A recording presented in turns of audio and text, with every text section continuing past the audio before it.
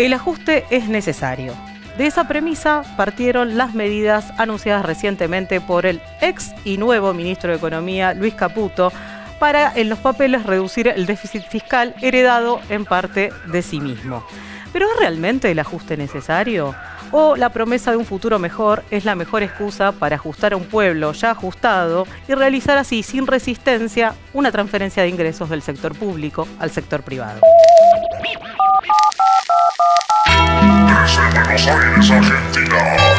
Y para respondernos si el ajuste es o no necesario, como nos están instalando desde el gobierno nuevo y actual, estamos con Andrés Aciaín, que es economista y es director del Centro de Estudios Económicos y Sociales Scalabrini Ortiz. Buenas tardes, ¿cómo estás? Y con Mercedes D'Alessandro, que es economista, es escritora y recientemente directora nacional de Economía, Igualdad y Género en el Ministerio de Economía. Gracias, Mercedes, por estar acá. Bueno, es necesario este ajuste porque es básicamente la premisa de la que partieron estos 10 puntos en los que consiste el nuevo plan económico lanzado por el ministro de Economía, Luis Caputo. Habría que preguntarse, ¿necesario para qué? ¿Y para quién? Creo que ese es el punto central, ¿no? Sí, lo plantean necesario como inexorable, como... No, lo plantean necesario para básicamente estabilizar la inflación, que sería el problema que aqueja a la gente. Al menos esa es la legitimización social. Se planteó una interpretación muy clara de la historia económica argentina, donde el gran problema de la historia, de temas tan diversos como puede ser desde el cambio de un modelo de ingreso exportador a uno industrial hace un siglo en el marco del proteccionismo de las potencias y el cambio de régimen internacional, hasta la política de endeudamiento externo de la dictadura militar con Martínez de Oz, todo es culpa del déficit público y la emisión monetaria, ¿no? Entonces, el problema de la deuda, el problema del dólar, el problema de la inflación, todo déficit público y emisión monetaria. Entonces se plantea el ajuste como necesario para solucionar el problema nodal de la economía argentina. Ahora, mi interpretación de la historia económica argentina es muy diferente. Creo que a lo largo de la etapa las problemáticas de la Argentina han sido muy diversas y el déficit fiscal ha sido un factor muy secundario dentro de esas problemáticas cuando fue problemático, que lo ha sido en algunos momentos. Que el problema de la deuda externa no tiene que ver con el déficit público.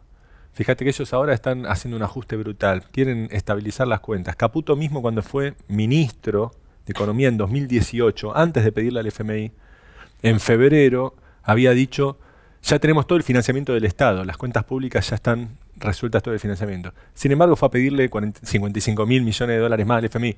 ¿Por qué? Porque el problema de la deuda no es por el déficit público, sino porque necesitan conseguir dólares para resolver el problema del déficit de dólares del sector privado argentino, que fuga capitales, que hay remisión de utilidades, que tiene muchas veces déficits comerciales. Entonces, ya la problemática de la deuda no se vincula al déficit público, sino a un déficit externo vinculado a nuestra estructura productiva y nuestra vinculación internacional.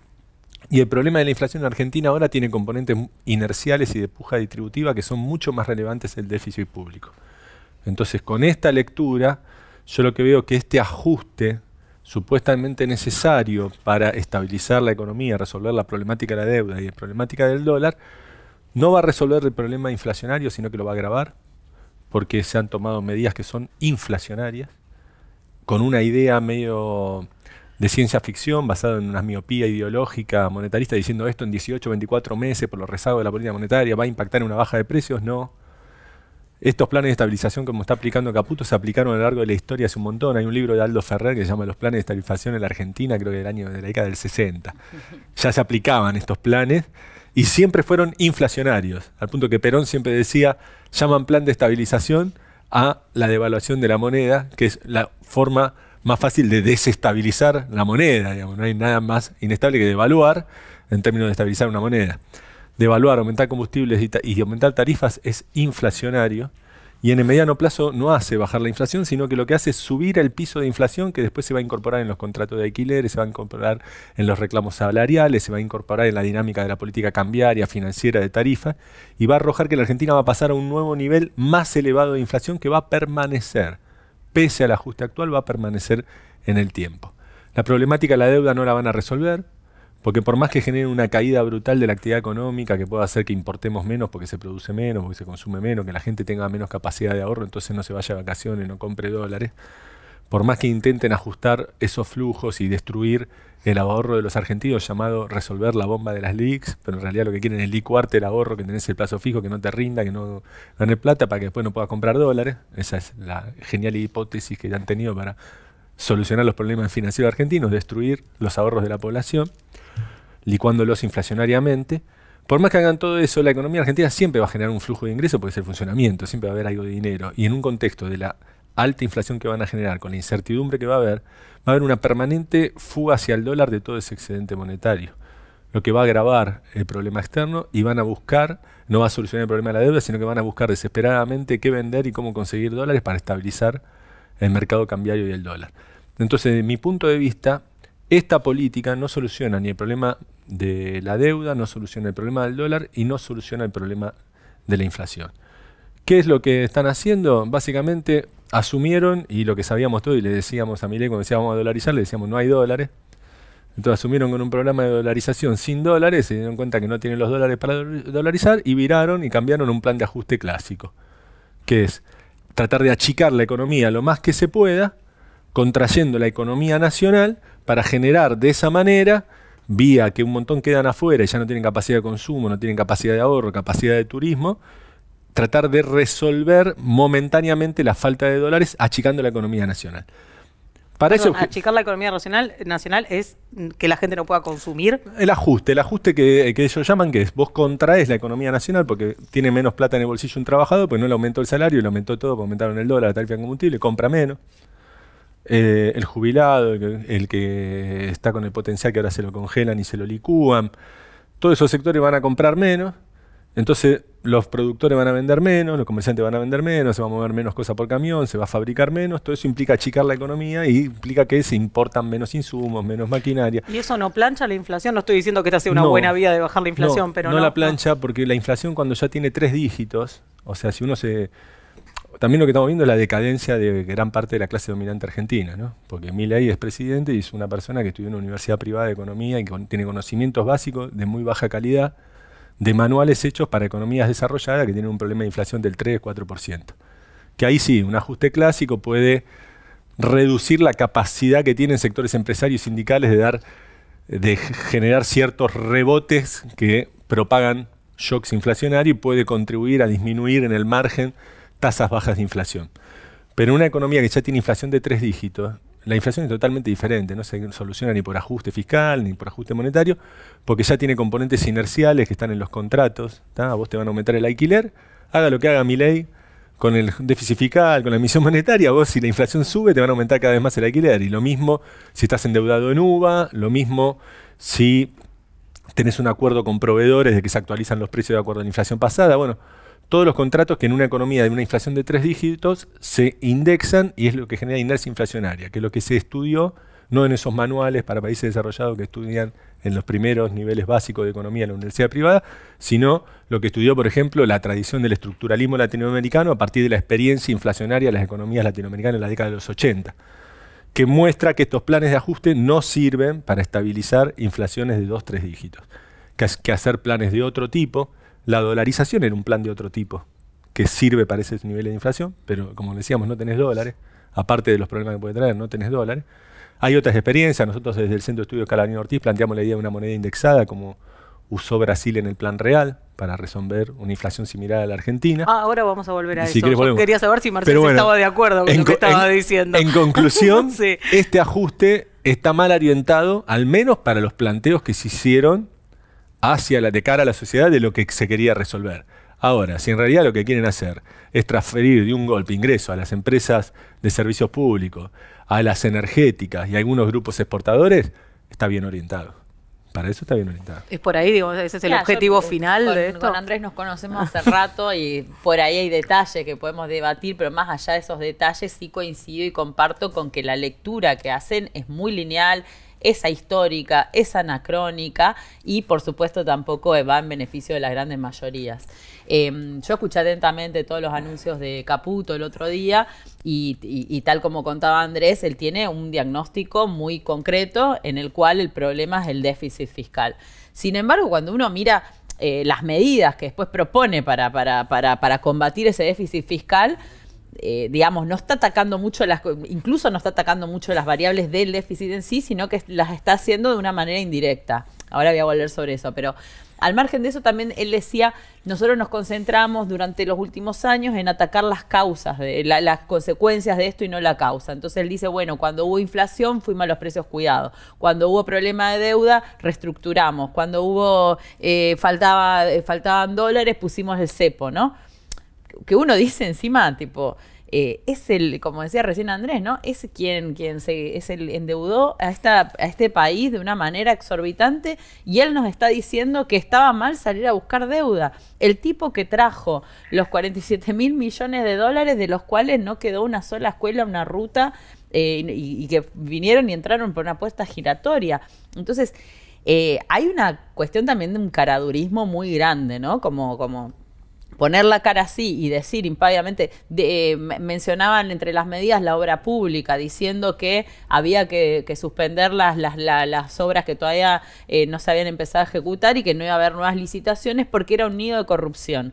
Un tipo que tuvo todo él y toda su familia negocios con la obra pública durante todo el macrismo. Entonces, en principio también yo creo que vale la pena pensar quiénes son los personajes que están tomando estas decisiones, porque pareciera que con este verso de que vienen una nueva generación y que vamos en contra de la casta y que la nueva política y no sé cuánto, nos trafican un tren fantasma de funcionarios que ya han tenido responsabilidades, que ya han mostrado los resultados de su gestión y que esos resultados han sido nefastos para nuestra economía y que de hecho también es un problema que venimos arrastrando. Si estos últimos 4 años no fueron lo que esperábamos y queríamos, también es porque venimos acumulando estos problemas de endeudamiento, también es porque tuvimos que estar renegociando con el Fondo Monetario Internacional, también es porque hubo que tomar decisiones políticas, erradas o no, con respecto a qué hacer con esa deuda que Caputo trajo y todo el equipo del macrismo trajo a la Argentina.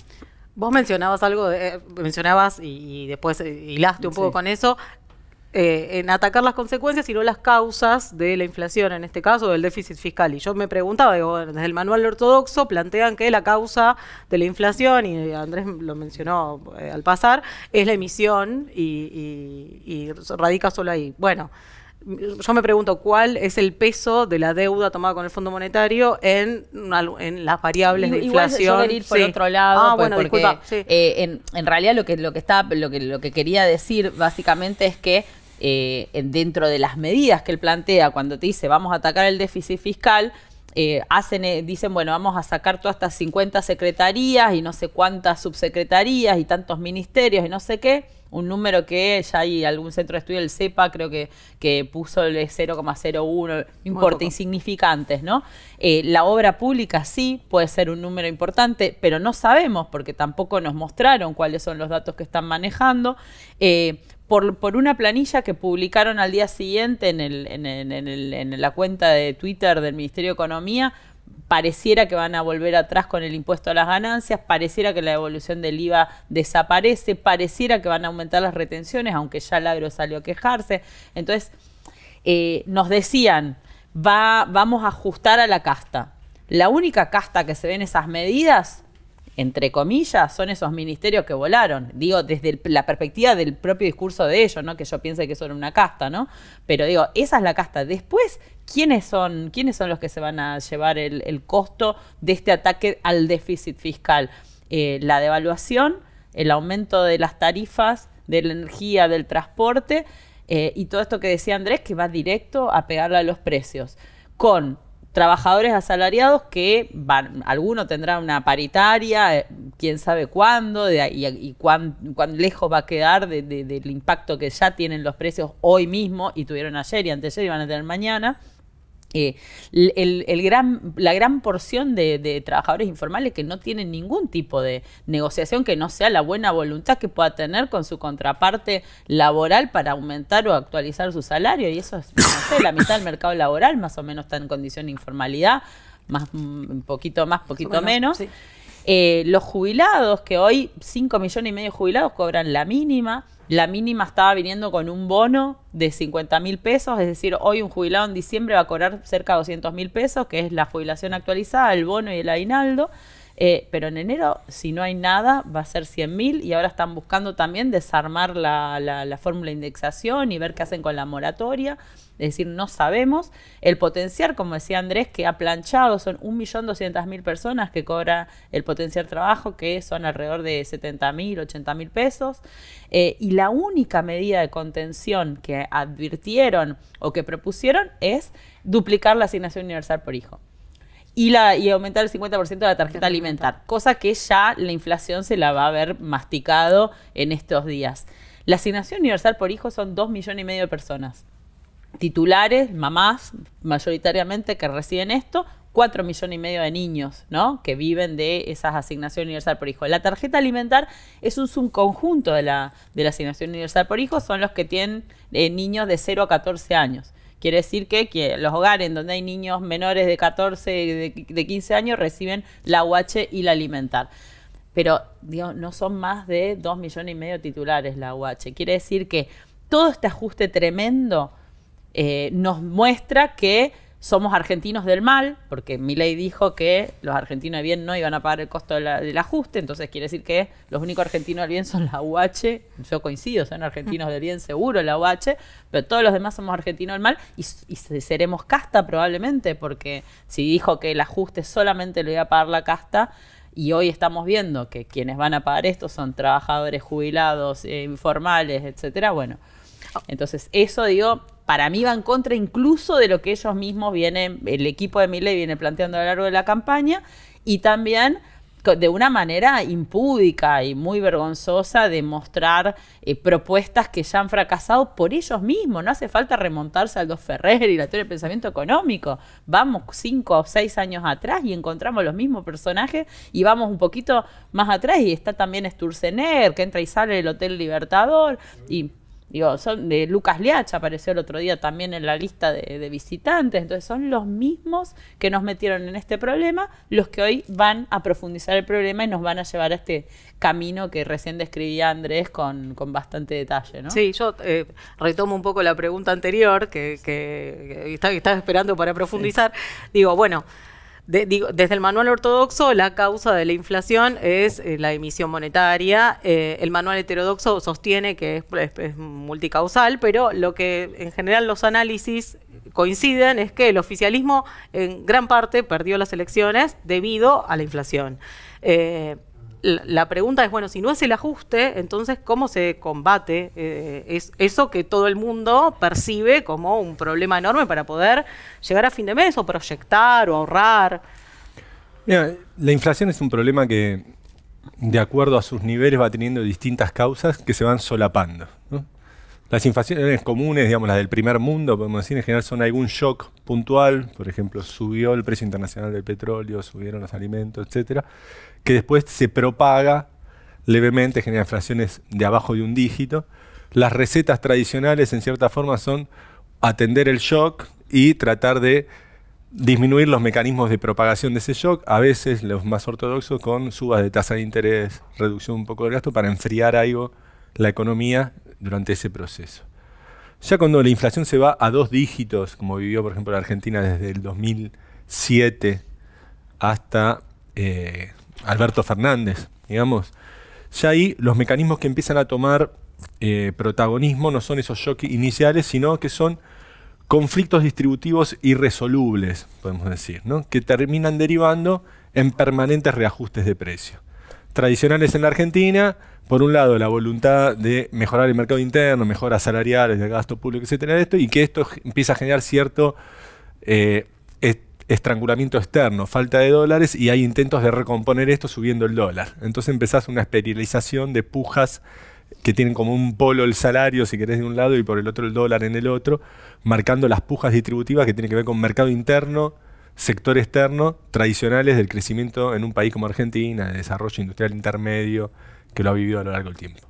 Cuando esta inflación ya escala a 3 dígitos, como pasó en la historia a partir del Rodrigazo hasta el año 92, o pasar recientemente sobre la última etapa del gobierno de Alberto Fernández y que ahora se va a profundizar con este paquete y vamos a estabilizarnos ya en inflaciones de 3 dígitos, ya el componente central es la inercia, que es lo que te decía antes, que tiene que ver con que ya los contratos indexan por la inflación del pasado.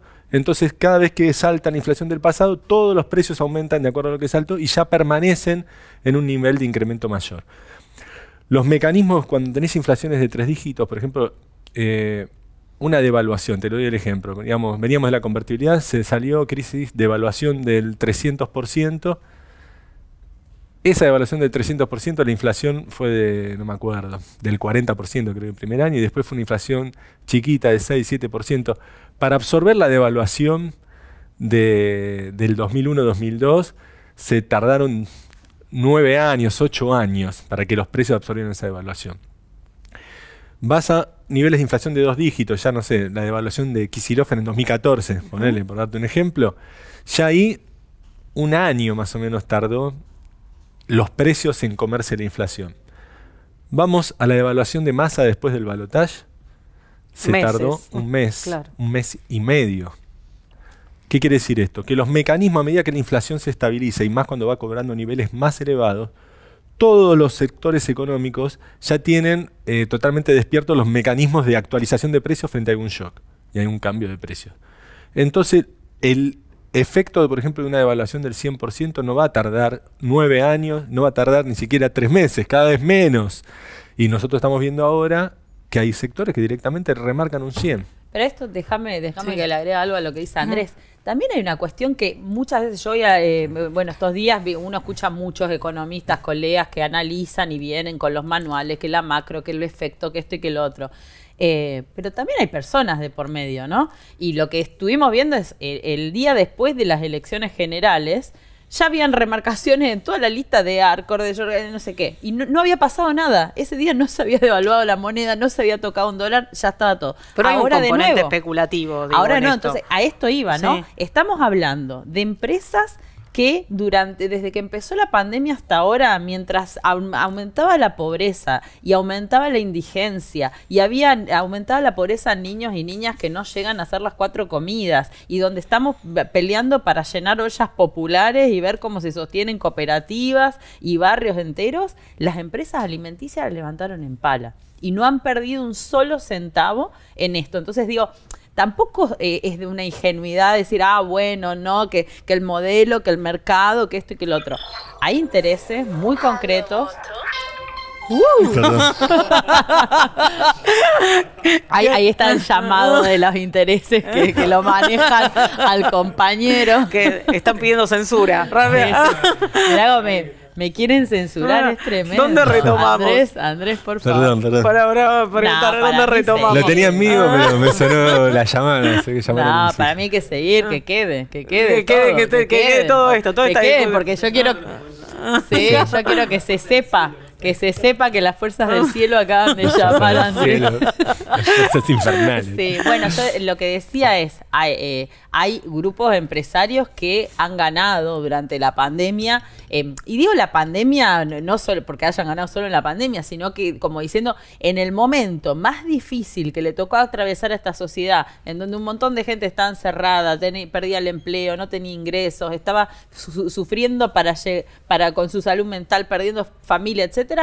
Las telecomunicaciones, las farmacéuticas, las alimenticias, los servicios financieros, los inmobiliarios, etcétera, seguían creciendo. Entonces, cuando estamos hablando también de estas remarcaciones y de estos esquemas, no es solamente la cuestión de cómo la inercia, no sé qué, también hay gente que va adelante la inercia, se mueve adelante la inercia. Antes del anuncio de Caputo, que primero iba a ser un día a la mañana, que después fue a la tarde y que después se demoró 2-3 horas, en los bancos el día anterior les vendían el dólar a 500 pesos y la hora antes del anuncio de Caputo ya estaban vendiendo a 700 pesos. Quiere decir que o son muy hábiles y ya tenían información, claro, quiere decir que ya tenían información. Tienen un olfato muy desarrollado, ¿no? O ya tenían. Entonces, eso también me parece que es importante, porque esto que decía Andrés de que, bueno, primero tardamos 9 años, después tardamos 3 meses, no sé qué, bueno, también tiene que ver con quiénes son parte hoy de los circuitos que gobiernan, que toman las decisiones, que están en los parlamentos, que están en las legislaturas, digo. Yo creo que también ahí ya que cumplimos 40 años de democracia, tenemos mucho para replantearnos también de quiénes son nuestros representantes, qué intereses están representados hoy en los determinados grupos y quiénes tienen el poder también.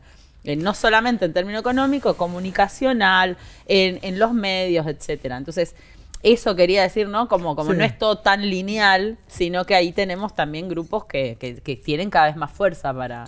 Todos juegan, digamos, los empresarios juegan, los sindicatos juegan. Yo creo que eso en todas las sociedades, digamos. No creo que sea una característica de la Argentina que estamos en el país que estamos porque nuestros empresarios son más malos que los chilenos, los brasileños, los colombianos, o nuestros sindicalistas son más guerreros, tenemos sindicatos fuertes, no como otros países. Está bien, todo eso puede ser, tenemos un sector económico concentrado por ahí en todo el mundo, pero creo que obviamente hay características, digamos, estructurales en términos de problemáticas macroeconómicas que requieren un abordaje específico que no se hizo. O sea, por ejemplo, lo que decía un plan de estabilización, por ejemplo. Nosotros le planteamos, por ejemplo, a Culfas antes que asuma Alberto Fernández, le planteamos a todo el equipo, muchachos, asuman y hagan un plan de estabilización. Le llevamos un plan de estabilización. Es verdad, desde el CESO plantearon algo parecido al plan real en Brasil, ¿no? Y ellos tenían la idea de que no, digamos, no, planes no, digamos, como que haciendo la plancha de a poquito, manejando las cosas. El ego, ¿no? Todos fueron boludos y yo soy el único que la entendió. Cuando venga yo y me sienta en este sillón, papá, ahí todo va a andar, ¿viste? Porque el problema no fue los problemas estructurales de la economía argentina. El problema era que no había un ministro como yo, ¿viste? Entonces, esa idea, digamos, esa concepción de que todo se soluciona hablando, ¿no? Alberto Fernández, queda tranquilo, nos juntamos, charlamos y generamos un gobierno y sos presidente y no tenés ni idea para qué carajo quisiste ser presidente, ¿entendés? Para figurar en el Villiquen, iba a decir viejo, no sé, en el Wikileaks, en el Wikipedia, digamos, para figurar ahí, ¿no? Y dice, mirá, hubo uno que se llamaba Alberto Fernández. Digamos, esa falta, digamos, de tener un programa de gobierno, de tener una idea de los problemas argentinos y tener propuestas concretas para solucionarlo, en el peronismo fue total. Tanto es así que el que nos ganó un muñeco que decía que tenía propuestas para solucionar el problema, que ahora encontramos que dicen no, era puro humo, porque le decía vamos a darle dólares a todo, dolarización, tengo los dólares, llega y no tenía nada. Entonces bueno, pero por más que no tenga nada y ahora bueno, nos la peguemos de frente y mucha gente diga, mirá, lo boté a este tipo, me dijo que me iba a dar $1 y lo que me dio es un palazo en la frente y me bajó el sueldo, digamos. Pero sí desde nuestro lugar tenemos problemas concretos en la Argentina. Tenemos problemas concretos. ¿Cuáles son? Digo, ya desde el último mandato de Cristina veníamos con un problema de falta de dólares y la economía trabada en la capacidad de expandir y redistribuir ingresos. Entonces ahí tenemos un problema estructural complejo a resolver. Tenemos un problema con una moneda que no tiene capacidad de ahorro, con la dolarización parcial de ciertos sectores, el inmobiliario, que ahora se expande a un par de sectores más, de las divisas, un problema, la fuga de capitales vinculada a eso. El problema inflacionario, la cuestión inercial de las pujas distributivas, algunos desequilibrios estructurales que los fogonean cada tanto con shocks. Bueno, nuestro espacio tiene que tener una propuesta para cada uno de esos problemas. No se puede asumir como una bolsa de gato diciendo dale que vamos, nos repartimos los ministerios, vos de qué grupo sos. Dale, vos tenés una secretaría, esto y lo otro, dale que vamos, nos juntamos y charlamos entre todos y vamos a los muchachos peronistas, asumimos el gobierno, no sabemos qué carajo hacer, es un quilombo. Digo, eso se paga. Y se percibió, ¿no? Por el electorado. Se percibió y se pagó. Entonces, me parece que todos los que somos parte del campo nacional y popular tenemos que hacer una autocrítica y tenemos que plantearnos que más allá de la construcción política superestructural, hay temas concretos a resolver. La política agropecuaria, nuestro enfrentamiento permanente con los sectores agroexportadores y bueno, cuál es la viabilidad nuestra de construir alianzas, sectores, una política agropecuaria que teja ciertas alianzas en ese sector. El problema de la desigualdad en el mercado de trabajo. Digo, podemos ir al infinito de cantidad de problemas a lo que nosotros tendríamos que estar ahora, ¿entendés? Empezando a plantear grupos de discusión para obtener propuestas concretas para cuando seamos gobierno de nuevo, tener una agenda de un proyecto político real concreto con políticas para aplicar, ¿no? Perón, ¿qué hizo? Se sentó y agarró con Figueroa y armó un plan quinquenal, estudió toda la estadística y dijo, estas son nuestras medidas para resolver estos problemas. Nosotros tuvimos una construcción diferente con el kirchnerismo, que asumió en una crisis y tuvo la política del día a día, ¿no? De generar gobernabilidad día a día, que funcionó en un contexto relativamente bueno internacional, que nos permitió, aparte por la habilidad de Néstor y Cristina, y sobre todo, digamos, de tejer alianzas en una situación de debilidad, pero como construcción política a mediano plazo se mostró limitada. Y tenemos que darnos ciertos planteos. O sea, ¿cuál es nuestro proyecto ahora? Vamos a insistir 1, 2, 3 veces, como insisten los liberales, que cada vez que asumen que quieren crear el granero del mundo, nosotros vamos a siempre crear la industria de Perón, y ahora está la robótica, están los chinos exportando industria para todos lados por 2 mangos. Y nosotros ante eso, ¿cuál es nuestra apuesta? Seguir insistiendo con que no, la industrialización sustitutiva, entonces le damos una protección enorme a un montón de tipos que importan parte, las arman, le pagan mucho a 3 trabajadores que arman las cosas, pero la gran masa del pueblo no accede a esos puestos de trabajo porque lo que se crea es mínimo, a un costo fiscal y de divisas grandes. Entonces, ¿cuáles son nuestras prioridades? Me parece que ese debate más profundo es el que tenemos que armar.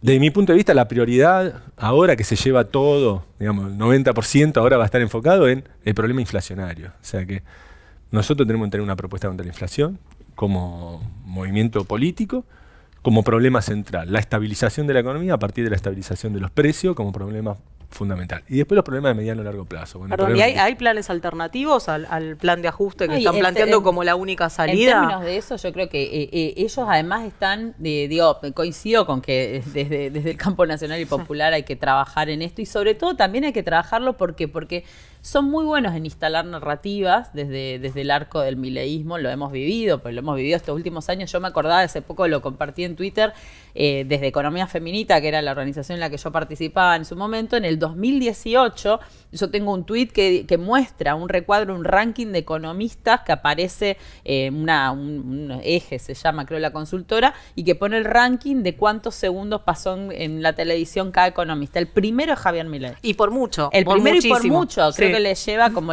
más del doble que el segundo, sí. ¿No? Y yo hacía la cuenta, eran como si fueran 2 días y medio el chabón online, ¿no? En programas de tele, de radio, etcétera. Bueno, eso él lo viene desde hace mucho tiempo sosteniendo y generó una narrativa en la que, no sé, la gente cuando fue a votarlo a él, votó pasar la motosierra por el Estado, votó quemar el Banco Central, votó la privatización de las empresas públicas, todo eso que nosotros, que son de alguna manera algo que desde el peronismo se reivindica, ¿no? Reivindicamos el rol del Estado, reivindicamos el rol de la política monetaria independiente, incluso en algunos momentos, porque eso también se planteó, y nos ganaron de alguna manera, la sociedad accedió a decir esto no sirve y pasen en la motosierra. Yo hoy leía también encuestas de las conversaciones en redes sociales después del anuncio de las medidas de Caputo, y lo que más a favor estaban era con el cierre de las secretarías, ¿no? Claro. Del cierre de las secretarías del Estado y no sé qué, no sé cuánto. Y los despidos masivos. Y los despidos, ¿no? Como que ganaron mucho en eso. Entonces, a mí me preocupa mucho que hoy nos concentremos en una agenda que solamente vaya a la agenda de ellos, es decir, correr atrás de la pelota de ellos y cada vez que digan algo decir, no, está mal, sin crear también un imaginario, una alternativa y una propuesta. Porque entonces nos estamos encerrando de nuevo, primero en su agenda, en la agenda de el único camino, es lo único que hay. Fíjense que ellos vienen diciendo hace rato, si no nos dejan hacer todo el ajuste que queremos hacer, se viene la hiper y el 90% de los argentinos va a ser pobre. Milei lo gritó 10 veces, Caputo lo volvió a resaltar cuando dio el anuncio. Entonces nos están encerrando en ese debate y como dice Andrés, nos faltan un montón de cosas que no hemos podido madurar de alguna manera, porque más allá de ponerse de acuerdo, puede haber no solamente una alternativa, puede haber 1, 2, 3 propuestas, pero hoy es cierto que nos faltan esas propuestas. Y después nos llevan a estos análisis que son también todos muy macrofinancieros, ¿no?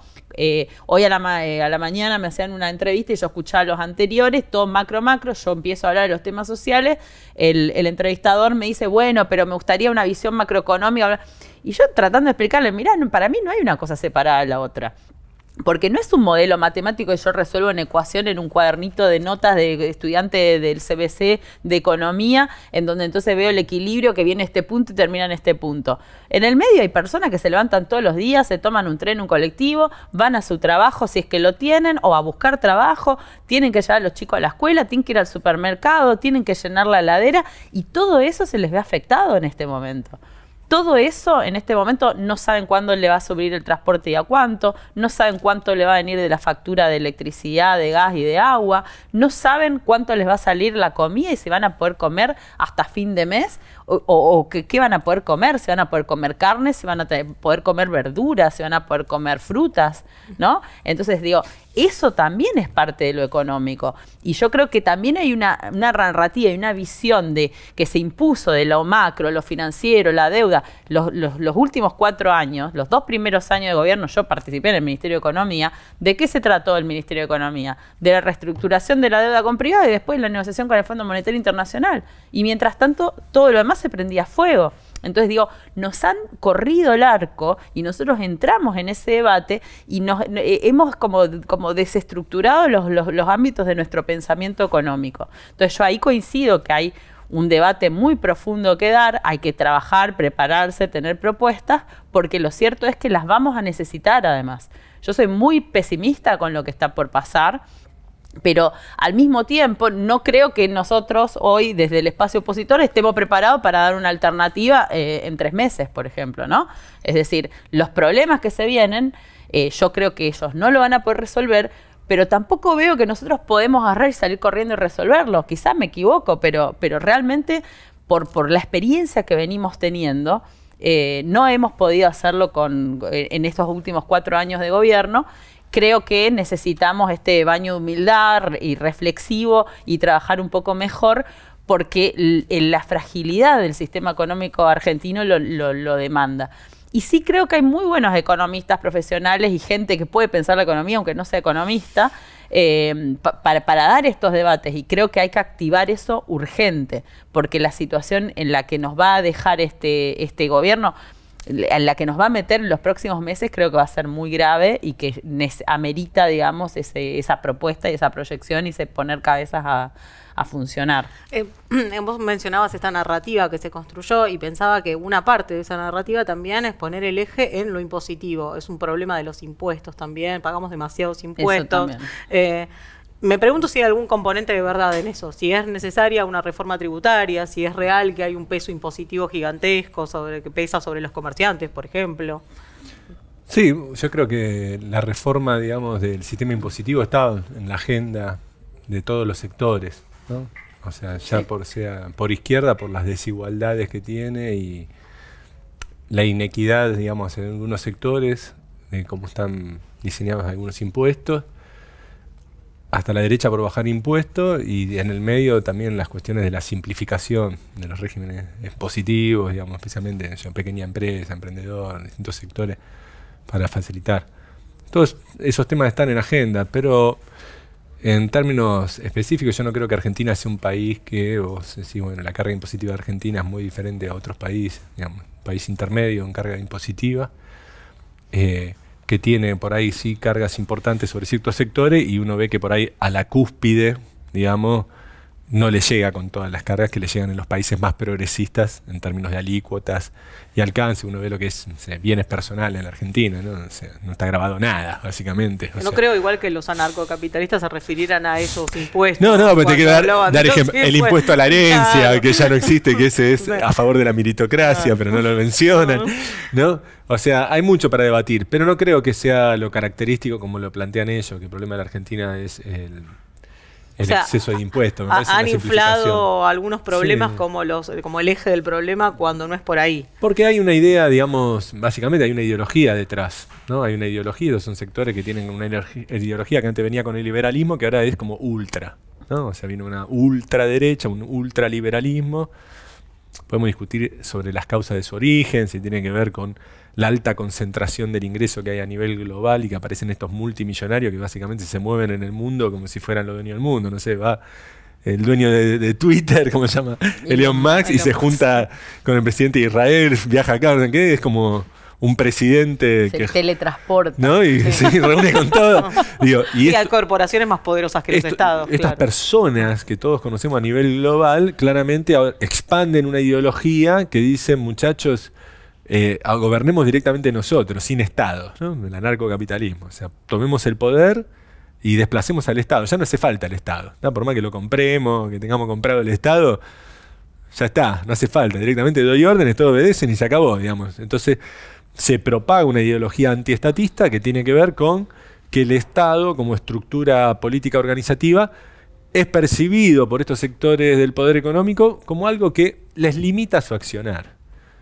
Y llegó un punto que tienen tanta papusa, tanto poder, que no quieren que lo joda nadie, no quieren que me limite nadie, ¿está? O sea, no me rompan las bolas. Entonces expanden esta ideología antiestatal que después llega al país de la periferia del tercer mundo, en la mano de un muñeco inventado como el que nos pusieron nosotros de presidente, y se traduce en que se quedan con YPF por poca plata, se compran una empresa, digamos. En términos concretos, digamos, todo este chamullo, los del agro se bajan un poco la alícuota de algún impuesto, y termina toda esa gran ideología de la utopía narcocapitalista terminado en 3 negocios concretos de 4 o 5 grupos empresarios entongados con el actual gobierno, que se deshace del Estado y no lo regula. Y ya no eras optimista de antes. Ya estaba mal, ahora me voy peor, Andrés. No, bueno, digo, entonces si el ajuste no es necesario como lo están planteando, entonces es porque el ajuste en realidad responde a otros intereses. No, yo no digo Por que no eso sea No ni diría, necesario ni innecesario. tampoco sería tan drástica con no es necesario. claro. ¿Es necesario No. o hay otro ajuste necesario? La economía argentina está en un límite con un problema grave de falta de dólares, ¿tá? Y eso impone el racionamiento. Digamos, es como que impone un límite a la economía, quiere decir racionamiento en el sentido que no se puede crecer y expandir lo que hay que repartir, sino que te estanca y tenés que discutir cómo se distribuye. Entonces la política de ajuste dice, bueno, concentremos el ingreso en este sector, dejemos estos afuera y así equilibramos esto. Pero hay un problema, como te digo, ya de falta de dólares estructural de hace unos años que requiere un debate. Nosotros, desde la otra mirada opuesta, decíamos, bueno, si hay falta de dólares, pongámosle un límite a la expansión de los sectores más intensivos en el gasto de dólares, ¿tá? Que la gente cambie menos el auto, se compre menos plasma y menos celulares, y lancemos política de vivienda, que gasta menos dólares y soluciona un problema de los argentinos, no sé, digo. También, o sea, no se podía crecer y dale que va con todo porque había falta de dólares. Entonces, eso no se tuvo en cuenta. Se salió de la pandemia creciendo a tasas chinas, festejándolo, que bien que vamos, mirá cómo nos recuperamos, por una interna política de querer mostrarle a los otros y asegurarse en el sillón en las internas, y se dejó a la Argentina sin dólares 1 año y medio antes de las elecciones. ¿No? Y esos fueron los nuestros, ¿no? Que se le escaparon todos los dólares, tenían superávit como nunca. En la pandemia hubo hasta superávit de turismo en la Argentina. No juntaron $1. ¿Tá? Con el discurso que sabían cómo llevar las finanzas, yo te creo el mercado financiero en pesos. ¿sabes? Todo ese discurso no juntaron $1, se le escaparon todos. Después se lo gastaron los pocos que habían en una recuperación a tasas chinas, saliendo de una pandemia en el marco de una interna, y se fueron del gobierno 1 año y medio antes, dejándonos sin dólares de cara a prepararnos a esta gran derrota que ahora sufrimos. Entonces, problemas hay. Había que hacer un frenazo en la economía que se viene haciendo y trabajando al límite. El tema es cómo se ordena y con qué proyecto de salir hacia dónde.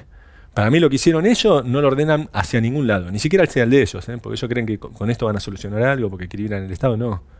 Ni siquiera en sus términos van a lograr un resultado efectivo, porque lo que van a lograr es una desestabilización económica que se la van a fumar ellos también. No van a poder controlar las tasas de inflación que van a generar con esto. No es que la suben y después la bajan porque el efecto rezago monetario, no. La inflación ahora escapa 200, 300% y se va a mantener ahí con un dólar cada vez más inestable y una situación de inestabilidad total generada por este paquete ante una situación real de falta de divisas y una economía también que venía con la que fue también se le sumó la sequía, que nos restó casi 20.000 millones de dólares, digamos, adicionales.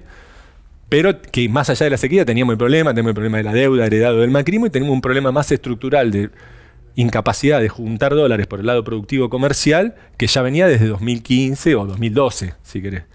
Entonces hay problemas estructurales, como te mencionaba, a resolver. No es que la economía se podía seguir creciendo y como diciendo le íbamos a dar aumento a todos y íbamos a consumir. No. Ahora el tema es, este programa que hicieron no soluciona ninguno de los problemas estructurales. Agrava. agrava en el corto plazo el problema inflacionario, y yo creo que eso va a derivar, por más que achiquen la economía y que en general se superávit comercial a partir de una caída de la actividad económica, igual va a generar una permanente, como que se va a exacerbar la fuga hacia el dólar de todo el excedente monetario. Porque los niveles de inflación son tan altos y la incertidumbre sobre a dónde se puede ir el dólar es tan alto que ya vos, ni bien cobras un peso, salís a gastarlo o a comprar un dólar, porque sabés que se te desvaloriza el toque. Entonces es una política muy peligrosa. El Rodrigazo, que es el plan económico más similar a lo que se acaba de implementar, tanto también por el nivel de actividad bajo desempleo y el fuerte aumento de servicios, combustibles y el dólar en un contexto de inflación ya elevada, con sindicatos fuertes, digamos, el paquete que se... Muy parecido al Rodrigazo. El Rodrigazo subió la inflación a niveles de 400, 500%, y la inflación no bajó de los 3 dígitos hasta el año 92, del 75 al 92. Por eso digo que este tipo de medidas, tomadas así por un grupo, si querés, de mí, de irresponsables, digamos, este tipo de medidas no son fáciles de controlar. Y no son fáciles de controlar para ellos tampoco. Eso también, para mencionarlo. Bueno, Andrés ya hizo una conclusión, así que antes de preguntarte la tuya, voy a decir que estuvimos acá en Hipótesis preguntándonos si el ajuste es necesario con Andrés Aciaín, con Mercedes D'Alessandro. Bueno, le decimos a todos los espectadores que le pongan me gusta, que sigan el canal, que hagan los comentarios pertinentes. Y ahora sí, Mercedes, ¿el ajuste es necesario? ¿Hay otro ajuste posible? ¿Hay otro plan posible? Yo creo que con lo mismo que con lo que empezamos, ¿no? ¿Qué ajuste y quiénes son los que pagan el ajuste? Creo que nos han puesto en la cabeza de que había una sola vía, se han puesto en marcha estas medidas. Comparto con Andrés que no son medidas que vayan a tener éxito ni en el corto, ni en el mediano, ni en el largo plazo, que van a dejar deteriorado el tejido social más todavía de lo que estamos, en una gran fragilidad. Y además de todo esto, no me quiero olvidar, que no lo mencionamos, pero estamos todavía con una situación muy precaria frente a las negociaciones con el Fondo Monetario Internacional, que sigue siendo un actor que pesa. Cuando Caputo anuncia las medidas, a los 10 minutos había un tuit de Kristalina Georgieva celebrándolo, y había un comunicado de Julie Kosak, que es la jefa de la misión del Fondo Monetario Internacional, también celebrándolo y diciendo que esto sentaba las bases para tener una buena conversación en el futuro, para seguir fortaleciendo el acuerdo entre la Argentina y el Fondo Monetario Internacional. Es decir, Milei hizo lo que dijo que iba a hacer. Dijo que él quería un ajuste más fuerte todavía del que impulsaba el Fondo Monetario Internacional, y es lo que salió a hacer. Había algunos objetivos en el acuerdo que se había firmado que tenían que ver con la eliminación de los subsidios a la energía. Dijo que lo iba a hacer. Devaluación, pedía al Fondo Monetario, no sé si se acuerdan, esta devaluación que hizo Massa después de las elecciones, que según Massa se negoció para no ser tan grande como le había pedido el Fondo. Bueno, lo hicieron ahora. Están cumpliendo y sobrecumpliendo lo que el FMI estaba pidiendo. Esto hay que ver cómo sigue también, ¿no? Si esto va a dar lugar a que el Fondo Monetario siga prestando plata para devolverle, si le va a dar un waiver, si va a caer el país en default, ¿no? Todo eso todavía está abierto también. Y tiene consecuencias muy importantes, porque significa la posibilidad de el acceso al financiamiento externo o no, cuántos dólares va a haber en la economía en función de lo que se logre negociar con el Fondo Monetario Internacional. Y por supuesto también tiene más exigencias para la Argentina. El Fondo Monetario va a exigir la privatización, tal como Milei ya viene queriendo hacer. Milei dijo en los últimos días, bueno, no vamos a privatizar de entrada porque queremos que se valoricen un poco más las empresas, pero eso no significa que mañana no cambie de opinión, así como venimos viendo que cambia de opinión todos los días. Antes de entrar al gobierno había dicho Ocampo va a ser el último presidente del Banco Central de la República Argentina. 3 días antes decían que era otro, y después no sé qué, y al final el primer día de gobierno el presidente del Banco Central no estaba en su silla, y no se habían designado los directores del Banco Central. Entonces, hay un nivel también de improvisación, que uno no sabe, pragmatismo, improvisación, siempre te quieren vender alguna cuestión, pero lo cierto es que hubo un volantazo muy fuerte entre lo que venía diciendo Milei en la campaña y lo que pasó a cuando Mauricio Macri se suma al equipo de Javier Milei y empiezan a negociar también los cargos y empiezan a definir quién va a tomar las riendas económicas. Entonces, ahí otra vez, digo, hay una experiencia muy cercana, no necesitamos irnos mucho más atrás en la historia, de un fracaso muy grande que ha tenido consecuencias muy fuertes para la Argentina y que hoy las estamos viendo de nuevo adelante. Entonces, en abstracto uno diría, bueno, sí, hacía falta trabajar un plan de estabilización, ver cómo se reordenaban las cuentas, cómo se mejoraban las cuestiones, pero digamos que esto que está pasando ahora, yo no sé si es el único camino y no es que no sé, estoy segura que no es ni el único camino ni es el mejor camino y que las consecuencias de esto no van a ser buenas en absoluto. Bueno, con este mensaje optimista, gracias Mercedes, gracias Andrés por estar en Hipótesis.